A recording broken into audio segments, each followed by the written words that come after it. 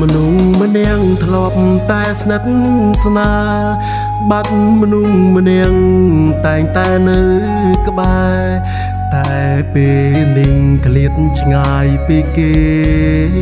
ចិត្តនឹកគេចង់ក្បែរខ្លាំងណាស់បើអាចទាញលាថ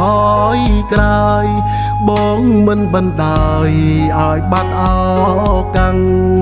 ពេលនាងស្ដាយក្រោយខ្លាំងណាស់មិនគួរសងឲ្យបាត់បង់អូនពេលនេះទៀតដឹងថាឈឺបងឈឺខ្លាំងណាស់មិនគួរណាង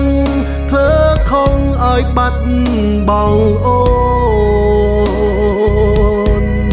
តើអាចទេក្បែរបបដងទៀតតើអាចទេផ្ដើមស្នេហ៍ជាថ្មីបងដឹងខំហើយនៅចរណៃសង្ឃឹមស្រីលើកទោសឲ្យបងពេលបាត់អូនទៅរូបបងដឹងថាបងរស់ខ្វាំងអូនមិនបានសូមអូនវិលវិញមកកលយានមកដើមស្នេហ៍យើងម្ដងទៀតបងដឹងថាបងខុសហើយលើកលែងទោសបងម្ដងបានទេសូមផ្ដាំស្នេហ៍ជាថ្មីម្ដងទៀតបានទេ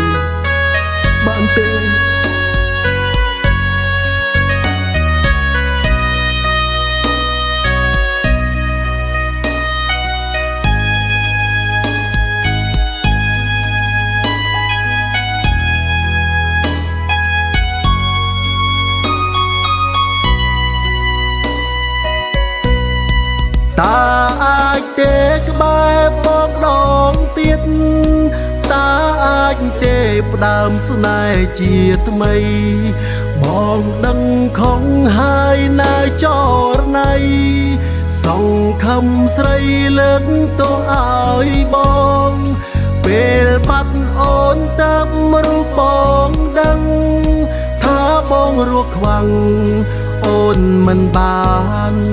សូមអូនវិលវិញមកកលយានមកដើមស្នេហ៍យើងម្ដងទៀ